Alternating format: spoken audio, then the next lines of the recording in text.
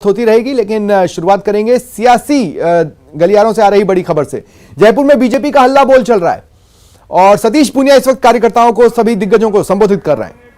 कटारिया जी, उपनेता राजेंद्र राठौड़ जी के नेतृत्व में सदन में हमारा पूरा विधायक दल सरकार को सदन में घेर रहा है। इस लंपी पर, इस गौ माता के आंसू पोंछने के लिए वो किसान भाई, क्योंकि हम सबसे बड़े दूध उत्पादक प्रदेश हैं, हम छठे नंबर के पशुपालक हैं, ऐसे में राजस्थान के उन किसान भाइयों को जिस तरीके की पीड़ा हुई, गोवंश तो बर्बाद हुआ ही, लेकिन किसान की अर्थव्यवस्था बर्बाद हो गई। और मैं इस मंच से अशोक गहलोत जी से आग्रह करता हूं, इस राजस्थान की गूंगी बहरी सरकार से मांग करता हूं कि राजस्थान के किसानों को, जिनका पशुधन काल कलवित हुआ है, जिसका गोवंश नष्ट हुआ है, उनको 50,000 रुपए प्रति किसान प्रति पशु का मुआवजा ये राजस्थान की सरकार दे। और इसको लेकर हम पूरे राजस्थान में ये आंदोलन का आगाज हमने जयपुर की सड़कों पर किया है। बहुत कम सूचना पर, बहुत दूर से आप सब लोग आए और मैं देख रहा था, बहुत दूर दराज से भी कार्यकर्ता सुबह से आए। भीषण गर्मी है, तकलीफ भी है और बहुत सारी जगह श्राद्ध कर्म के भी काम हो रहे हैं। लेकिन मित्रों, मुझे लगता है कि अब की बार 2023 में कांग्रेस का परमानेंट श्राद्ध हो जाएगा।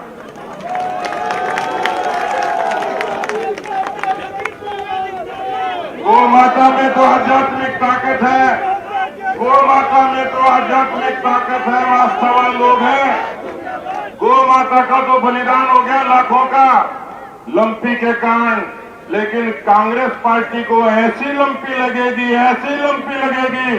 कि 2023 और 23 के बाद हिंदुस्तान से कांग्रेस पार्टी का खात्मा पूरे तरीके से हो जाएगा बेटा। और इसलिए नौजवान साथियों, आज हम लोगों ने, क्योंकि मैं आपके सामने के प्ले कार्ड देख रहा हूं जिसमें आपने लिखा 2018 के किसानों की कर्जा माफी का वादा पूरा करो। मित्रों, मैं देख रहा था कांग्रेस पार्टी के अंतर्राष्ट्रीय नेता, कौन है, मैं अंतर्राष्ट्रीय नेता का भाषण देख रहा था, तेजाब फिल्म की माधुरी दीक्षित की तरह 1 2 3 4 5 6 7 8 9 10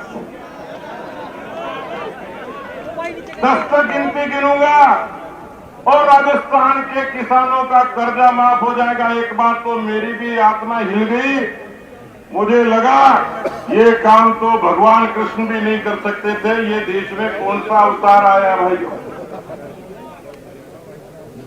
लेकिन मित्रों, अपने कहे पर कायम न रहे वो कांग्रेस पार्टी और कांग्रेस के नेता हैं। 55 वर्षों तक लूट का, झूठ का खेल करने वाली कोई।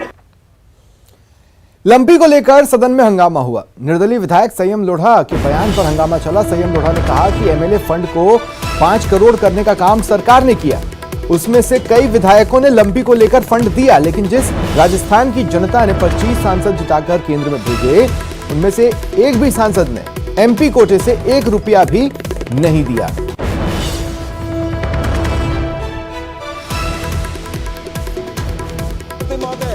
मैं आपके माध्यम से भारत सरकार से विनती करना चाहता हूं कि जैसे अशोक गहलोत साहब ने विधायक स्थानीय क्षेत्र विकास योजना में इन लंपी से पीड़ित गौ माता की सेवा के लिए दवाई, इंजेक्शन खरीदना अनुमति किया है, भारत सरकार भी सांसद स्थानीय क्षेत्र विकास योजना में इन दवाइयों और इंजेक्शन को खरीदना या इनकी स्वीकृति करना अनुमति करें। माननीय सभापति महोदय, मैं आपको निवेदन करना चाहता हूं,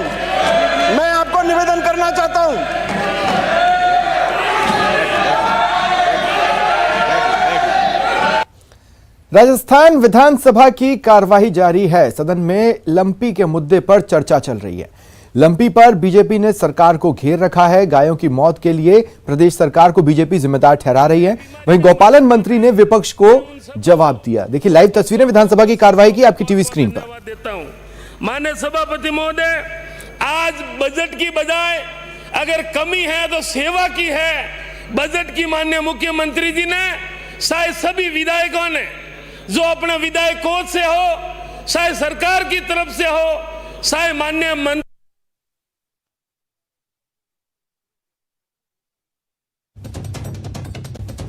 विधानसभा में लंपी पर चर्चा के दौरान नेताओं ने, विधायकों ने क्या क्या कहा, एक एक कर आपको सुनवाते हैं। कोई राजनीति करने की इच्छा नहीं है। आपने खुद ने कहा कि राजस्थान का गोवंश जिस देश में दूसरे नंबर पर है। आज मैं जिम्मेवारी से कह सकता हूं, आपने जो बात कही सही कही। 33 जिलों में से 32 जिलों में लंपी का कहर टूट रहा है। और मैं जिम्मेवारी से कह रहा हूं सभापति महोदय, 30 से 35% राजस्थान का गोवंश इस वायरस से ग्रसित हो गया है। आपने खुद ने देखा होगा किस रफ्तार से बढ़ा है। 2 अगस्त को 1,20,782 आपका आंकड़ा था, इतनी गायें संक्रमित हुई। और ये आंकड़ा 8 गुने रफ्तार से बढ़ा। 20 सितंबर को आज जब मैं बात करता हूं 17 लाख से ज्यादा संक्रमित हो गई। और आपका आंकड़ा कह रहा है 50-55 हजार गायें काल कलवित हुई। सभापति जी, अभी सरपंच संघ के प्रदेश अध्यक्ष ने एक ज्ञापन दिया।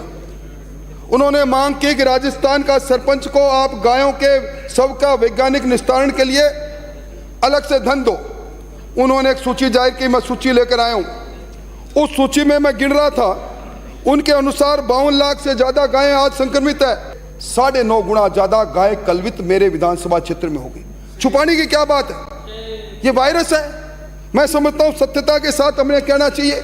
एवं अगस्त 2022 में कोटा संभाग के अतिरिक्त समस्त जिलों में लंपी रोग की पुष्टि हुई। आज की तारीख में राज्य के 32 जिलों में, एक खाली 12 छोड़कर 32 जिलों में ये रोग फैल चुका है, जिसके उपचार हेतु पशुपालन विभाग में कार्यरत 857 वरिष्ठ पशु चिकित्सक, 1,162 चिकित्सक, 872 पशु चिकित्सा सहायक व 7,705 पशुधन सहायक लगातार अपनी सेवाएं दे रहे हैं। पशुपालन विभाग की राज्य में संचालित कुल 8,954 संस्थाएं इस बीमारी को बचाने में लगी हुई है।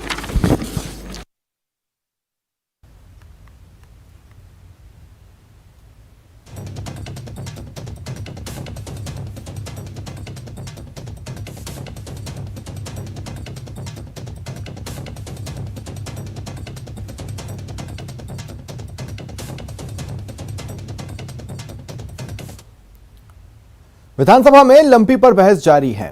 विपक्ष पहले ही साफ कर चुका है कि आज वो सदन के अंदर और सदन के बाहर लंपी में विफल होने के कारण प्रदेश सरकार को घेरेगा। लेकिन विधानसभा में उप मुख्य सचेतक महेंद्र चौधरी का कहना है कि आज उल्टा सत्ता पक्ष लंपी को लेकर विपक्ष को घेरेगा।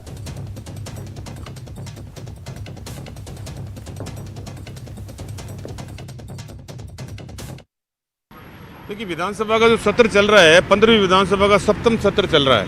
और कल जो है सत्र चला, माननीय 2 हमारे प्रभारी मंत्री ने जो है 2 विधेयक को पुरस्तापित किया है।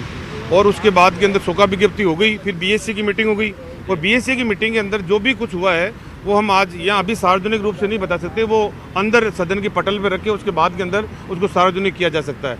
लेकिन मोटे मोटे तौर के ऊपर बीएससी के अंदर हम लोगों ने सबने इस बात को एक निर्णय, इस बात के ऊपर चर्चा करी है कि भारतीय जनता पार्टी जो एक राजनीति कर रही है गाय के नाम के ऊपर और लंपी के नाम के ऊपर, उसका मुकाबला करने की हमने भी तय कर ली है कि गाय हमारी माता है, उसको बचाना है, उसको हमारा फर्ज है। और मुख्यमंत्री जी ने पहले दिन से ही कलेक्टर्स की मीटिंग हो, चाहे प्रभारी मंत्रियों की मीटिंग हो, चाहे वहाँ पर हम लोगों को भेजा, उसके बाद में फिर 14-15 अगस्त को सीएम साहब ने मीटिंग ली। तो गाय को बचाना के लिए जो भी प्रयत्न हो सकते हैं राजस्थान की सरकार पूरी तरह कर रही है। बीजेपी के पास में कुछ भी नहीं है। बीजेपी इसको राष्ट्रीय आपदा में घोषित नहीं करवा रही है, अपने 25 सांसदों को नहीं कर रही है। हमने एमएलए कोटे का पैसा दिया है, सांसदों ने कलेक्टर को लिख के दे दिया एमएलए कोटा, एमपी कोटा का, जबकि वो अनुमति नहीं है। वो अखबार में झूठी खबर छपवा रहे हैं। तो ये जो है, ये आज हम हमला बोलेंगे केंद्र सरकार के ऊपर, हमारे विधायक बोलेंगे यहाँ विधानसभा के अंदर कि केंद्र सरकार और भारतीय जनता पार्टी गाय के नाम पर खाली राजनीति कर रही है। गाय की ये काहे की गाय के ऊपर राजनीति करेंगे? गाय ये रखते नहीं है, गाय किसान रखता है, हम लोग रखते हैं, कांग्रेस के लोग रखते हैं। उनको पता है गाय की सेवा किस प्रकार की जा सकती है। और भारतीय जनता पार्टी के लोग रेडीमेड दूध बाजार से लाकर पीते हैं। और किसी प्रकार की अगर गाय किसी ने रखते भी हैं तो उसका गोबर वो जो उठाते हैं हमारे जैसे। इधर जयपुर में 1 लाख से ज्यादा गाय लंपी से संक्रमित हुई हैं। अब इसे देखते हुए लोगों में कोविड-19 महामारी के काल की तरह जन जागरूकता भी दिख रही है। गायों की मदद और सेवा के लिए लोग आगे आ रहे हैं। अपने स्तर पर कहीं क्वारंटीन सेंटर बनाए जा रहे हैं तो कहीं गायों के लिए आयुर्वेदिक औषधियां तैयार की जा रही है। जयपुर में मुरलीपुरा में आयुर्वेदिक औषधियों से बने करीब 2.5 से 3 लाख लड्डू तैयार किए गए, जो गायों के लिए और गौशालाओं में भिजवाए जा रहे हैं। मुरलीपुरा के इस केंद्र का जायजा लिया सहयोगी महेश दाधीच ने। देश में लंपी स्किन डिजीज से संक्रमित पशुओं का आंकड़ा 13 लाख को पार कर रहा है, जबकि 60,000 के करीब गायों की मौत हो चुकी है। यह आंकड़ा जरूर डरा रहा है, साथ ही में पशु पालकों के चेहरों पर जो चिंता की रेखा हैं उसे भी बरकरार रखे हुए हैं। लेकिन सबसे अच्छी बात यह देखने को मिल रही है कि अब जन जागरूकता जो है वो नज़र आ रही है। राजधानी जयपुर की हम बात करें, मैं एक ऐसी जगह पर पहुँचा हूँ जहाँ पर कि स्वयं सेवी जो समूह है वो आगे आए हैं, सामाजिक कार्यकर्ता आगे आए हैं, जनप्रतिनिधि आगे आए हैं और आम जन जो लोग हैं, जयपुर वासी हैं, वो यहाँ पर जुटे हुए हैं। अपने स्कूली बच्चे हैं, वो आप देख सकते हैं किस तरह से जो लंपी से संक्रमित गायें हैं उनकी देखभाल के लिए, उन्हें दवा उपचार देने के लिए जो आयुर्वेदिक औषधियाँ हैं उनको यहाँ पर तैयार किए जा रहे हैं। देखिए आप किस तरह से छोटे छोटे बच्चे जो हैं वो यहाँ पर जुटे हुए हैं और ये लड्डू तैयार कर रहे हैं। आयुर्वेदिक औषधि के जो लड्डू हैं वो गायों को खिलाए जाएंगे। 4 बजे से 4 o'clock से। रेगुलर आ रहे हो आप यहाँ पर या आ जाए हो? आ जाएंगे। आ जाए हो। क्या किस तरह के लड्डू आप बना रहे हो यहाँ पे? यहाँ पर हम गोल बना रहे हैं गौ माता के लिए। गौ माता के लिए गायों को खिलाएंगे इन लड्डू को? यस। अच्छा, फिर उससे क्या होगा? जो गौ माता की जो उनकी जो बीमारी हो रही है वो उनकी ठीक होएगी। हम ये मित्राय फाउंडेशन के तत्वाधान में यहाँ पर पिछले 6-7 दिन से ये लड्डू बनाने, औषधीय लड्डू बनाने का काम जारी है और इसमें अलग अलग फेजेस में हम लोग यहाँ पर सेवा दे रहे हैं। कम से कम 2 लाख के करीब लड्डू तैयार हो गए और ये इस आसपास के एरिया में विभिन्न गौशालाओं में और जहाँ अलग अलग क्षेत्रों में जहाँ भी ज़रूरत होती है औषधीय लड्डुओं की, वो यहाँ से सप्लाई हो रही है। आशा करते हैं गौ माता लंपी इस रोग से बहुत जल्दी से निकले। तकरीबन अब हमारे है ना 3-3.5 लाख से ऊपर हो गए लड्डू हमारे कंप्लीट और अभी तो कंटिन्यू चलेगा। अब देखो कितने दिन और चलता है। एक दिन में आप लोग यहाँ पर कितने लड्डू ये तैयार करते हैं? 50 के आसपास, 50,000 के आसपास एक दिन में रेडी हो जाता है। और देखिए आपको कुछ लाइव तस्वीरें दिखाते हैं बीजेपी के प्रदर्शन की। जयपुर से तस्वीरें सामने आ रही हैं। आप देख सकते हैं आज बीजेपी ने हल्ला बोल कार्यक्रम रखा हुआ है। बीजेपी के दफ्तर से विधानसभा तक बीजेपी प्रदर्शन कर रही है। बीजेपी के दिग्गज चेहरे भी इस हल्ला बोल कार्यक्रम में शिरकत कर रहे हैं। देखिए पहले बीजेपी दफ्तर पर एक छोटी सी सभा हुई जिसमें दिग्गज चेहरों ने संबोधित किया। इस वक्त सतीश पूनिया आप देखिए लगातार संबोधित करते हुए कार्यकर्ताओं का उत्साह बढ़ा रहे हैं। देखिए अन्य चेहरे सांसद भी आपको आपके टीवी स्क्रीन पर नजर आ रहे हैं। बड़ी संख्या में कार्यकर्ता वहां पर जुटे हुए हैं। लगातार नारेबाजी भी की जा रही है। तो लंपी को एक रणनीतिक तौर पर मुद्दा बीजेपी लगातार बनाए हुए है और उसे पूरी उम्मीद है कि लंपी में जिस तरह के हालात हैं और जिस तरह के आरोप बीजेपी लगा रही है उससे उनको सियासत में बेनिफिट भी मिलेगा। और इसी कोशिश में लंपी को लेकर अलग अलग कार्यक्रम हमें बीजेपी की ओर से देखने को मिले हैं, कहीं छोटे स्तर पर, कहीं बड़े स्तर पर। उसी कड़ी में ये एक बड़ा प्रदर्शन है आज का। कई दिग्गज चेहरे इसमें शामिल हैं इस हल्ला बोल कार्यक्रम में। धीरे धीरे बीजेपी दफ्तर से अब जो कार्यकर्ता हैं और जो दिग्गज चेहरे हैं वो विधानसभा की ओर बढ़ रहे हैं। हालांकि आगे उन्हें रोकने की व्यवस्था पुलिस की ओर से की गई है। वहां पहुंचने के बाद किस तरह की स्थितियां बनती है ये देखने वाली बात होगी। और ज्यादा जानकारी की बात करेंगे सहयोगी सौरभ से। सौरभ, क्या कुछ आप देख पा रहे हैं? बीजेपी का प्रदर्शन जो है वो शुरू हो चुका है और अब विधानसभा की ओर कूच किया जा रहा है। हालांकि सहकार भवन पर ही पुलिस ने खासी मोर्चाबंदी जो है वो कर रखी है। सहकार भवन से आगे जो है वो बीजेपी कार्यकर्ताओं को नहीं बढ़ने दिया जाएगा। लेकिन देखना होगा किस प्रकार से वहां पर जो है वो आमने सामने जो है वो दोनों बीजेपी कार्यकर्ता और पुलिस जो है वो होती है। लेकिन इस वक्त बीजेपी के तमाम विधायक और सांसद जो है वो इस प्रदर्शन में शामिल है। खास बात यह है कि अशोक परनामी और राजपाल सिंह शेखावत भी इस प्रदर्शन में शामिल हुए। एक बात जो हमेशा बीजेपी के लिए कही जाती है कि जो धड़ेबंदी की बात जो है वो कही जाती थी, उस बीच इन दोनों का इस प्रदर्शन में शामिल होना है बताता है कि किस प्रकार से बीजेपी जो है वो अब चुनावी मोड पर आ चुकी है और किस प्रकार से तमाम मुद्दों को लेकर अब एकजुट होकर जो है वो प्रदर्शन किया जा रहा है। लेकिन फिलहाल जो है वो ये रैली जो है वो लगातार आगे बढ़ते जा रही है। बीजेपी के प्रदेश अध्यक्ष सतीश पूनिया के नेतृत्व में ये रैली जो है वो आगे बढ़ रही है। बड़ी संख्या में पार्टी के पदाधिकारी कार्यकर्ता इस रैली में जो है वो शामिल हुए हैं। कई सांसद जो है वो इस रैली में शामिल हुए, चाहे बात रंजीता कोहली की हो, मनोज राजौरिया की हो, इसके अलावा अन्य जो सांसद हैं वो भी इसमें जो है वो शामिल हुए हैं। सुखबीर सिंह जौनपुरिया इस रैली में जो है वो शामिल हुए हैं। बीजेपी के कई विधायक जो है वो इस रैली में शामिल हुए। तो एक बड़ा प्रदर्शन करने की कोशिश जो है वो बीजेपी द्वारा यहाँ पर की गई है। इससे पहले जिस प्रकार की सभा हुई, तमाम बीजेपी के नेताओं ने कांग्रेस को खरी खोटी जो है वो यहाँ से सुनाई है और अब ये रैली जो है वो आगे बढ़ रही है। कुछ ही देर में करीब 15 मिनट में जो रैली है सहकार भवन सर्कल पर पहुंच जाएगी और वहां पर जो है वो पुलिस ने इन्हें रोकने की पूरी जो है वो मोर्चाबंदी यहाँ पर कर रखी है। तो अभी रैली लगातार जारी है, कुछ ही देर में जो है वो सहकार भवन सर्कल पर पहुंचेगी। जी हाँ, लेकिन इतना तो आज साफ कर दिया है बीजेपी ने भी कि इस मुद्दे पर ये कोई इनका अंतिम प्रदर्शन नहीं रहने वाला है। आगे भी रणनीति के तहत इस पर प्रदर्शनों की रूपरेखा तैयार होती रहेगी।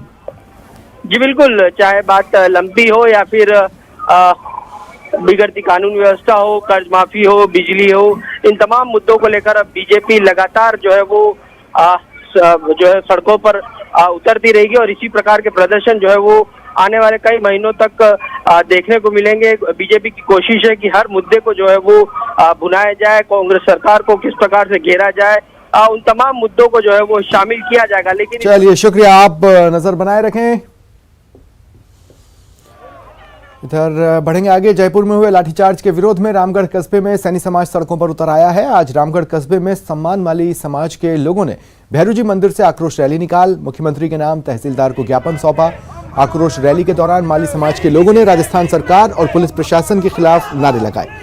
जयपुर में आरक्षण और 11 सूत्रीय मांगों के लिए धरना प्रदर्शन हुआ था। माली समाज के लोगों पर रात में पुलिस कमिश्नर के आदेश पर लाठीचार्ज हुआ। इसके बाद पुलिस ने 84 लोगों को गिरफ्तार कर उनके खिलाफ मुकदमे दर्ज किए। ये इन लोगों का कहना है। घटना को लेकर पूरे देश के माली समाज में भारी आक्रोश है। जयपुर में हुए घोर अत्याचार हमारे सैनी समाज पर, उसके विरोध में आज रामगढ़ विधानसभा के सभी साथी रामगढ़ के एसडीएम साहब को यहाँ ज्ञापन देने आए। हमारे समाज में बहुत कड़ा विरोध है, कड़ा रोष है और इस तरह का अगर हमारे समाज के लोगों के साथ अत्याचार होता रहा तो हमारा समाज कुछ भी उग्र आंदोलन करने के लिए तैयार है। इसके लिए प्रशासन स्वयं जिम्मेदार रहे। आज हमारे समाज के लोगों ने संपूर्ण बाजार में होकर और विरोध जाहिर किया। इसके लिए पूरा समाज यहाँ एकत्रित है और हम इसकी घोर निंदा और कड़े शब्दों में इसकी निंदा करते हैं। सैनी समाज के द्वारा जो 84 हमारे सैनी समाज के युवा हैं जो जयपुर कमिश्नरेट में बंद हैं और आनंद श्रीवास्तव जी के आदेश पर जो ये गलत घटना हुई है, एक सोते हुए हमारे बच्चों पे लाठियां भांजी गई है, जिनमें काफ़ी हमारे बच्चे गंभीर रूप से घायल हुए हैं। उन पे ही उल्टा मामला दर्ज किया गया है जयपुर कमिश्नरेट के द्वारा, आनंद श्रीवास्तव जी के द्वारा। मैं उनकी घोर भर्त्सना करता हूं और सरकार को चेतावनी देता हूं कि जल्द से जल्द हमारे सैनिक समाज के 84 युवाओं को रिहा करें, अन्यथा इसका परिणाम कुछ भी हो सकता है। और वक्त चला एक छोटे से ब्रेक का। ब्रेक के बाद देखिए बीकानेर में रफ्तार का कहर।